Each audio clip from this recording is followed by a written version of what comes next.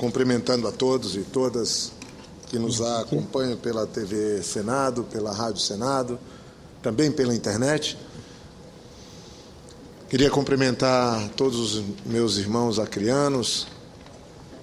Cheguei do Acre ontem, passei mais esses dias lá, sendo solidário, junto ao governo do Estado, ao prefeito Marcos Alexandre e a todos os setores do Estado que enfrentam ainda uma grave situação em decorrência da cheia do Rio Madeira.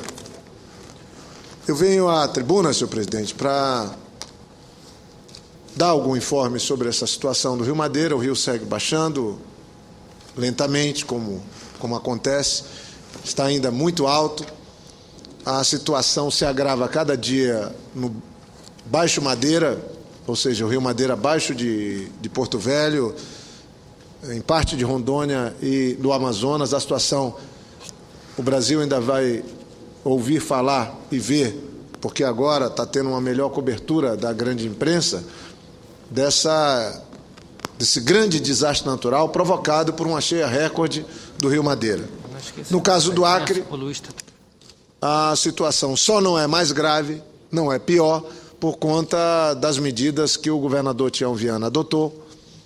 Está chegando agora 5 milhões de litros de combustíveis do Peru, usando a Estrada do Pacífico, que também, felizmente, é fruto de um trabalho intenso que fizemos nos últimos anos. Uma parte estava vindo de Cruzeiro do Sul, fruto também de um trabalho que fizemos nos últimos anos com a ajuda do governo federal, eu no governo, o governador Binho e agora o governador Tião Viana, com a BR-364. 2 grandes balsas com mercadorias saíram de Porto Velho, descendo o Rio Madeira para pegar o Rio Amazonas, abaixo de Manaus, e devem chegar no Acre nos próximos 14, 15 dias. E a grande luta que é travada hoje é o transporte aéreo, feito graças à ação do Ministério da Defesa, do governo federal, uma determinação da presidenta Dilma, e que a aeronáutica tem cumprido e que vale o registro sempre o agradecimento. São pelo menos 80, 60 toneladas por dia nos aviões que o governo alugou, em parceria com o setor privado, e a aeronáutica pôs à disposição, fazendo o transporte de mercadoria de primeira necessidade entre Porto Velho e Rio Branco.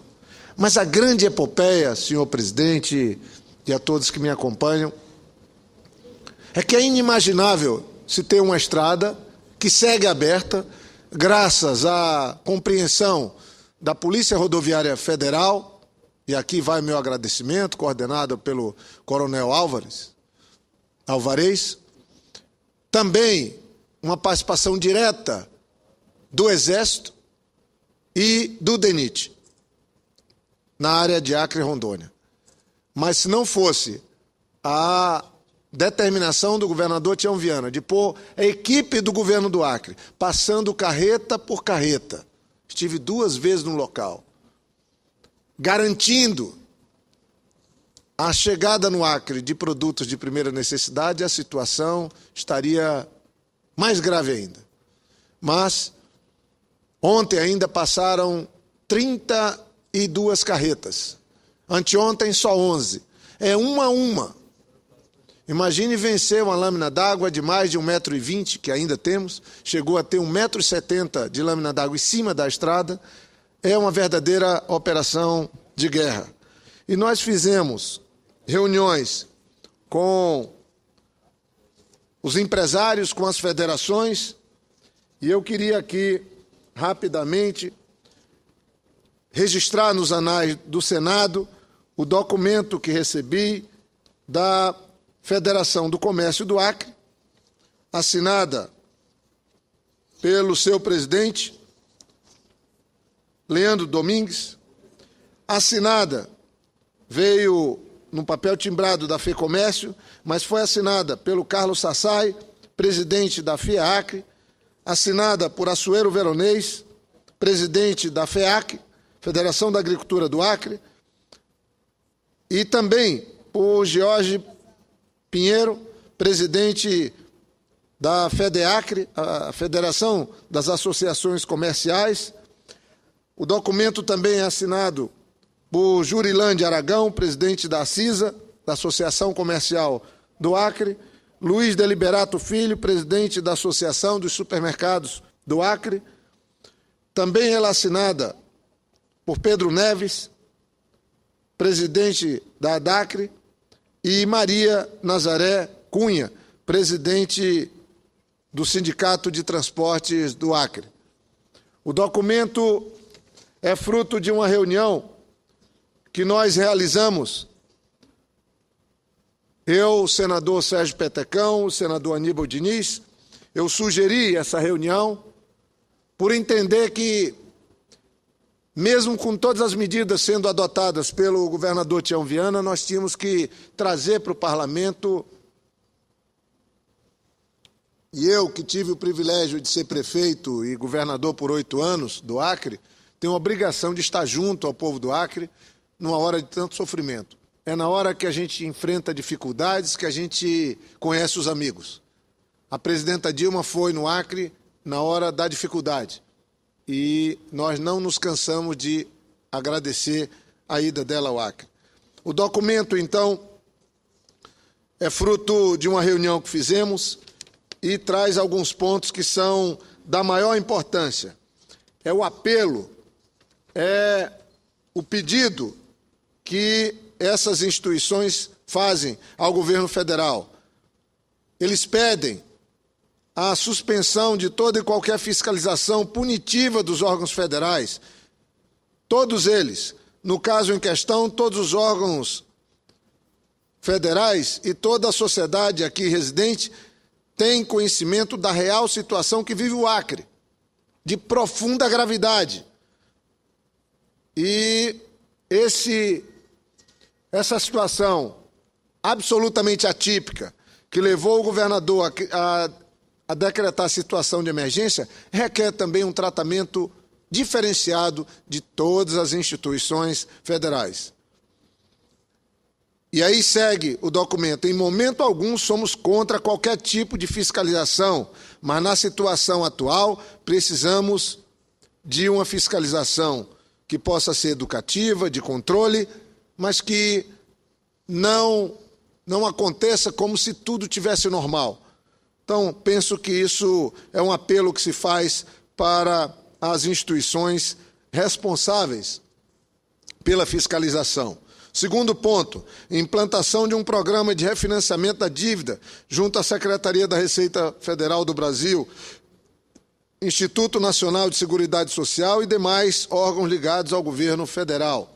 Terceiro ponto, imediato planejamento e programa de recuperação da BR-364, tão logo a cheia perca força. Nós já tivemos com o ministro dos Transportes, César Borges, com o diretor-geral do DENIT, e eles já estão trabalhando nesse ponto. Eles requerem também a intermediação junto à Presidência da República, Ministério da Defesa e Ministério da Aeronáutica para viabilizar a ampliação do número de voos dos aviões Hércules da Força Aérea que fazem o transporte de mercadoria de primeira necessidade entre Porto Velho e Rio Branco. Não custa lembrar que são 3 aviões da Força Aérea diariamente trabalhando. Sem isso, nós teríamos uma situação ainda mais grave no Acre, com mais 2, chegando a 3 aviões fretados pelo governo do Estado. Com o retorno de algumas carretas, podendo fazer o percurso rumo a Rio Branco, a situação tende a melhorar nos próximos dias, mas certamente levará semanas para se normalizar, se é que nós podemos chamar de uma situação normal, só as águas baixando e a rodovia voltando a ficar fora d'água. Porque eu entendo que vai ter um trabalho caro, muito intenso e difícil, tão logo o Rio Madeira baixe. Um outro aspecto, eles pedem também a intermediação junto às instituições financeiras a fim de viabilizar uma linha de crédito. Eu já fiz vários pronunciamentos aqui na tribuna, faço um apelo ao ministro da Fazenda, Guido Mantega, como reunimos com o ministro-chefe da Casa Civil, Aloysio Mercadante, é necessário termos uma ação, uma medida provisória que dê um tratamento diferente ao Estado do Acre no aspecto do financiamento, da rolagem de dívidas, para que a situação não fique ainda mais grave. Então, eu faço a leitura desse documento agradecendo a todos os presidentes de federações e associações comerciais que enviaram esse documento e que eu dou repercussão aqui na tribuna do Senado Federal.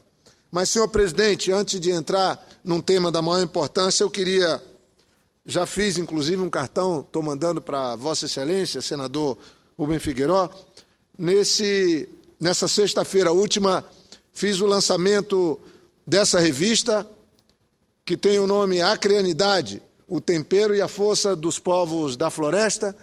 Ela é uma revista onde presto conta do mandato, do exercício de 2013 e o início de 2014, como faço todos os anos. É a terceira revista que faço. Faço com o trabalho da minha equipe, daqui de Brasília e do Acre, do meu gabinete, e, claro, com a colaboração, a competência e o trabalho eficiente da gráfica do Senado Federal. Então, é uma revista que não só falo da minha atividade parlamentar, mas falo também do que tem ocorrido no meu estado, de temas que são importantes para o Acre, para a Amazônia e para o Brasil. Aqui, por exemplo, é possível ter, escrito pelo bispo, arcebispo de Rondônia, emérito, e bispo durante muitas décadas no Acre, mais de 2 décadas, Dom Moacir Grec, que ele descreve o encontro que ele e o padre Sepe tivemos com o Papa Francisco, uma audiência privada o ano passado, no final do ano. Mas temos aqui também na revista os 25 anos sem Chico Mendes, os últimos dias de vida de Chico Mendes, descrito aqui com textos inéditos. E também a viagem que fiz acompanhando a presidenta Dilma a Nova York, quando da abertura da sessão da ONU, da Assembleia Geral da ONU do ano passado, e trago também a repercussão da cheia do Madeira, do Rio Madeira, que isolou o nosso estado do Acre e nos põe diante de uma situação muito grave. Trago também aqui a situação dos haitianos. Com a cheia do Madeira, chegamos a ter 2.600 haitianos num acampamento improvisado, inadequado, no município de Brasileia, pondo em risco os haitianos, os senegaleses e a população de Brasileia. Então, é uma situação gravíssima. O ministro da Justiça está tratando desse assunto, mas esse é um tema que requer uma ação imediata. E os aviões que estão levando produtos de primeira necessidade ao Acre estão trazendo haitianos. Já foram mais de 500 haitianos que agora estão vindo, aproveitando os voos da FAB. Então, a minha revista, ela trata dos temas, dos projetos que discutimos aqui. Ela tem também um artigo do presidente Lula, e na capa tem uma fotografia da década de 90, onde estou com o presidente Lula, ambos aqui. Trata também de todos os municípios do Acre, e eu queria dizer que nela nós fizemos uma homenagem a um servidor que trabalhou comigo com lealdade, dedicação durante mais de 20 anos, o Leão, que faleceu ano passado. Nela também faço uma homenagem ao Jorge Ferreira, o Jorge do Feitiço, amigo, irmão daqui de Brasília, que faleceu ano passado, e a um grande empresário do Acre, também amigo, Roberto Moura, que faleceu o ano passado. A revista, ela foi lançada na Casa dos Povos da Floresta, daqui do Senado. Aproveito para agradecer a Gorete, toda a equipe que coordena a Casa dos Povos da Floresta, que é uma espécie de museu que trata da cultura, da história, das lendas dos povos da floresta. Fica no Parque da Maternidade, em um lugar fantástico, extraordinário. E lá eu pude, com a presença do meu pai, com 85 anos, familiares e amigos e representantes dos movimentos sociais, viver uma das noites mais interessantes, um dos eventos mais interessantes que participei nos últimos meses, nos últimos anos. E agradeço aqui toda a equipe daqui de Brasília que trabalha no meu gabinete pelo eficiente trabalho, e especialmente também a equipe do Acre, o Max Tan, que trabalhou com sua equipe e competência na diagramação, mas queria cumprimentar o historiador Marcos Vinícius, professor, que trabalha comigo, é um dos coordenadores do meu gabinete, e o grande jornalista acreano, Elcio Martins. Os dois coordenaram o trabalho e eu mandei uma para cada senador, cada colega e senador aqui do Senado, como forma também da gente compartilhar sentimentos, porque a revista traz o nome Acreanidade e ela fala de florestania, que é algo muito próprio nosso no Acre, na busca de quebrar paradigmas, de fazer algo inovador na política, de fazer com que haja uma ação política que leve em conta o patrimônio que temos que cuidar na Amazônia, que é a nossa biodiversidade, e mais ainda, o nosso povo, que é a maior riqueza que nós temos, que é o povo que vive na floresta, o povo que vive na Amazônia. Então, senhor presidente, eu queria, então, encerrar, fazer aqui uma fala como se fosse um outro discurso, porque eu vou entrar com um pedido de uma moção de aplauso a toda uma equipe que realizou um ato histórico no Acre. Ontem, senhor presidente, na manhã de ontem, encerrou-se a primeira cirurgia realizando um transplante de fígado no Acre. O Acre é o primeiro estado do norte do país a realizar um transplante de fígado. Graças a uma equipe e uma determinação de um grande brasileiro, um grande médico, Dr. Técio Genzini, e sua equipe, graças à determinação do governador Tião Viana, médico, a secretária Sueli. Nós estamos trabalhando, quando o Tião era senador, nós começamos a trabalhar para que esse dia chegasse. Com a ajuda do Tião, com determinação no governo, nós conseguimos implantar uma faculdade de medicina na Universidade Federal do Acre. Com muito sacrifício. Levamos a residência médica. E o doutor Técio, que trabalha há anos, dedica sua vida. Ele trabalha no Acre desde a década de 90. Ele realizou o primeiro transplante de fígado da história da região norte. Rapidamente, senhor presidente, o primeiro transplante de fígado realizado no mundo foi em 1963, na cidade de Denver, nos Estados Unidos. Foi feita pelo Dr. Thomas Starzio, numa criança de 3 anos. A criança faleceu durante o procedimento cirúrgico, 1963.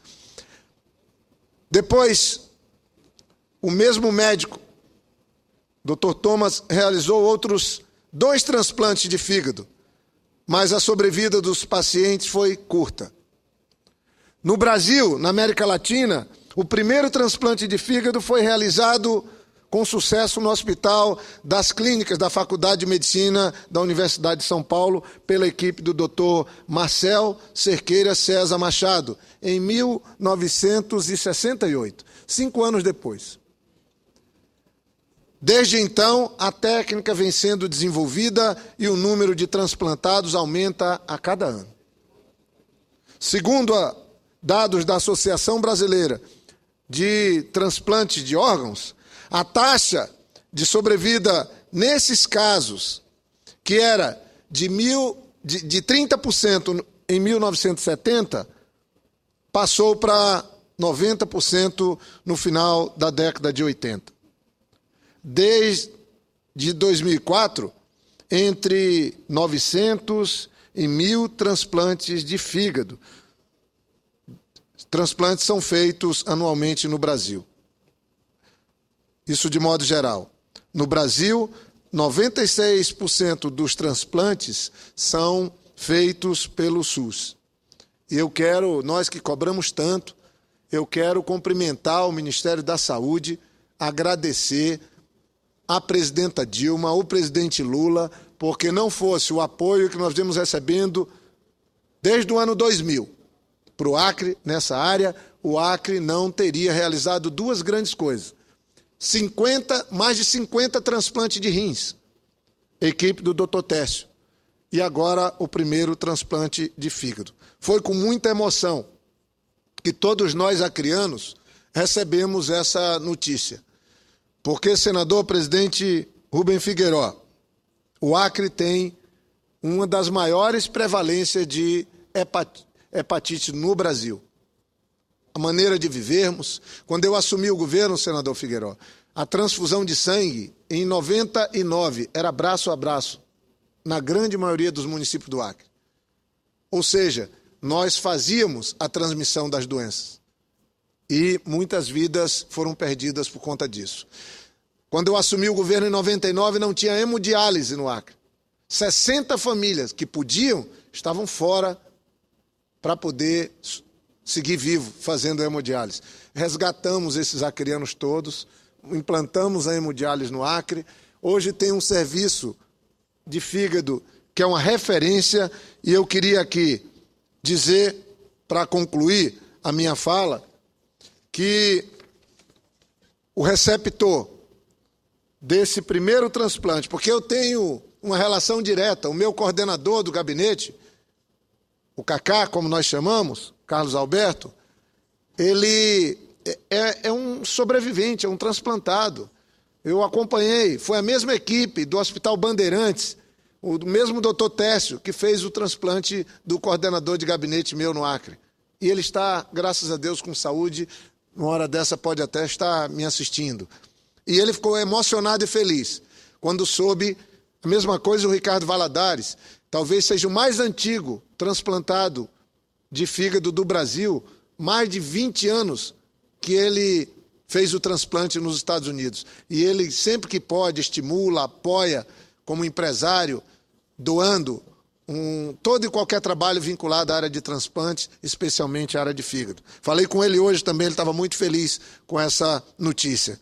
Mas quem fica feliz são os 8.000 que estão nas filas. Nós temos em torno de 900 a 1.000 transplantes por ano, mas tem mais de 8.000 na fila. E, lamentavelmente, a morte na fila do transplante é alta.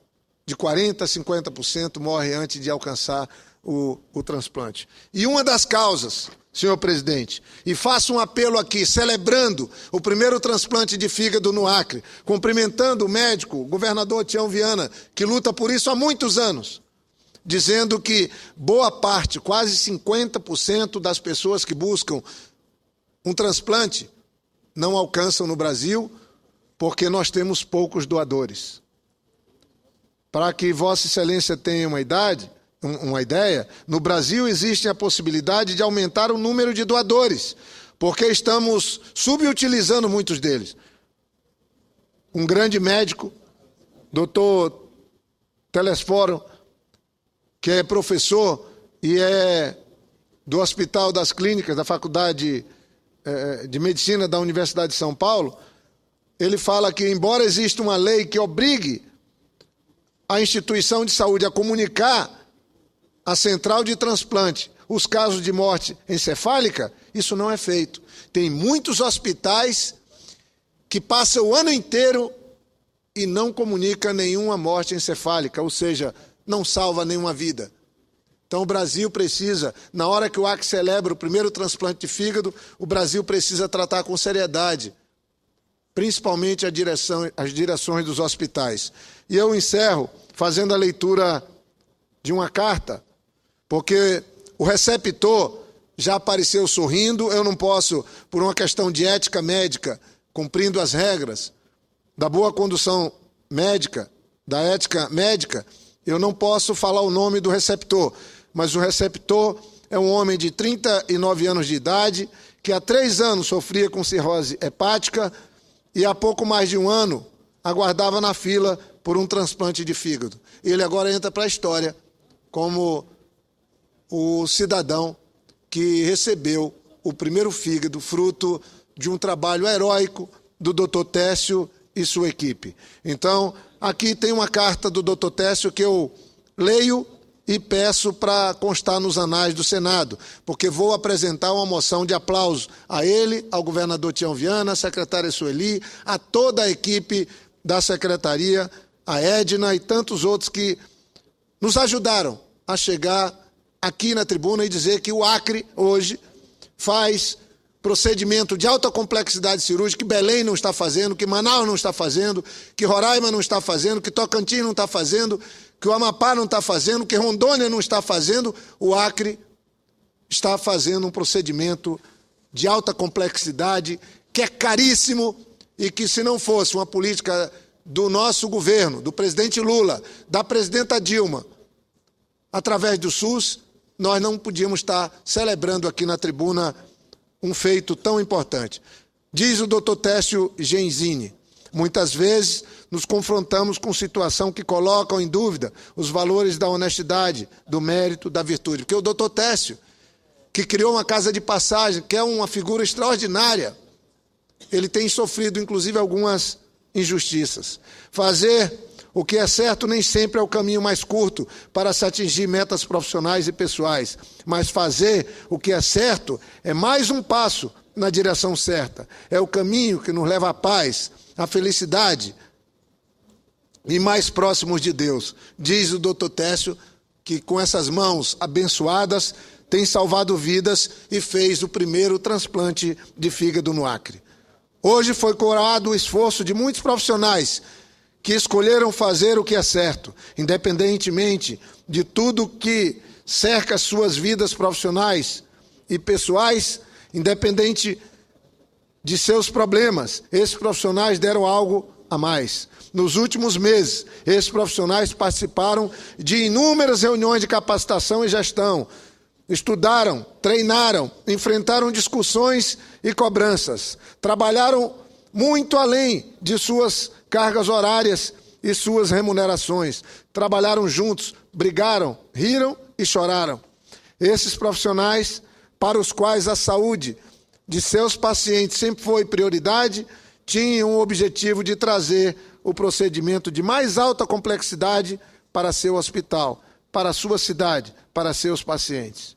E este esforço resultou num marco histórico na vida de todos, a realização de um sonho, o transplante de fígado no estado do Acre, o primeiro da rede pública na região norte. Minhas homenagens àqueles que fizeram desta ideia uma realidade, desse sonho, eu diria, doutor Técio. E aqui ele faz uma lista de agradecimento e eu peço, senhor presidente, para constar nos anais do Senado, essa carta do doutor Técio, que é parte da história que nós estamos conquistando no Acre, de procurar fazer uma saúde melhor para todos. A saúde tem sido motivo de disputa política, e isso é péssimo nesse país. É fato que nós temos gravíssimos problemas ainda de saúde, em qualquer parte do Brasil. Aliás, nos Estados Unidos também. Mas é fato que nós também já alcançamos grandes avanços. Mas quando se trata de vida, não dá para fazer um trabalho pela metade. Lamentavelmente, tiraram o dinheiro do SUS, do SUS, acabaram com a CPMF, tiraram bilhões da saúde por conta de uma política equivocada de tudo transformar em campanha eleitoral. Um equívoco. O problema grave da saúde hoje é seu financiamento. Aqui e nos Estados Unidos, que é a nação mais rica do planeta. Mas nós no Acre, que temos muitos problemas ainda, mas temos sim o que celebrar. A situação mudou muito no Acre e graças a Deus foi para melhor. Mudou quando nós estávamos no governo, mudou com o governador Binho e muda agora com o governador Tião Viana. O Tião, que hoje é governador como senador, nos ajudou muito. Então leio aqui a lista rápida dos que o doutor Técio agradece. Enfermeira Edna, uma figura extraordinária que coordena o trabalho do setor que cuida de hepatite no Acre, a equipe de funcionários, enfermeiro Pablo e Valéria, cirurgião, doutor Newton, grande figura, Isamu e Tadeu, cirurgiões do Grupo Hepato, Dr. Marcelo Perosa, sócio, irmão, idealizador do projeto Transplantes Sem Fronteiras. Quero cumprimentar toda a direção do Hospital Bandeirantes São Paulo, que dá o suporte para que o Dr. Técio possa implantar o programa de transplantes sem fronteira, inclusive chegando ao Acre. O enfermeiro do Grupo Hepato, Márcio e Cameli, colegas médicos e funcionários do Grupo Hepato São Paulo, pelo suporte e cuidados aos pacientes de São Paulo na nossa ausência. Anestesista Eduardo, Grupo Hepato e equipe Prisma de São Paulo, clínico da SAI, Cirlei, Judite, Daniela e o grande querido Dr. Tó. Enfermeira Stefani, Neuma e a equipe do CC. Enfermeiras Celiane e a equipe da UTI do Hospital das Clínicas no Acre. Anestesista Cid Gilson. Enfermeira Carla Brunori. Enfermeira Luciana, do Hospital Bandeirantes. Parceiros de Manaus. Cirurgiões Raimilson, Fernando Fonseca. Parceiro do projeto Transplante Sem Fronteira, Eduardo Anastácio. Gustavo Ferreira. Certamente nada seria possível sem o suporte administrativo e o esforço e o empenho pessoal de Regina Ferrari, Centro de Transplante, gestor Carlos Eduardo, o diretor Carlos Eduardo dirige a Fundação Hospitalar do Acre, a Secretaria Sueli Melo, nossa secretária de Saúde, a secretária de Saúde do Estado, a secretária Sueli, o governador Tião Viana e, claro, toda a equipe do Hospital Bandeirantes e do Ministério da Saúde. Então, o primeiro passo foi dado na direção certa e nossa maior recompensa será a plena recuperação do paciente, ao qual agradecemos a confiança que nos depositou. Então, fica aqui esse registro, meu orgulho, minha alegria, e vou aprovar, sim, aqui no Senado, uma moção de aplauso pelo feito no Acre, nesse fim de semana, que muito me orgulha, de alguma maneira, ter dado a minha parcela de colaboração. Então, parabéns, doutor Técio Genzini e toda a equipe, e especialmente ao médico e governador Tião Viana por mais essa vitória que salva vidas no Acre. Senador Jorge Viana, toda vez que Vossa Excelência ocupa a tribuna, eu percebo o orgulho que Vossa Excelência tem pelo seu Acre. Paixão. É uma verdadeira, realmente uma verdadeira paixão. Meus cumprimentos, portanto, pela defesa que Vossa Excelência faz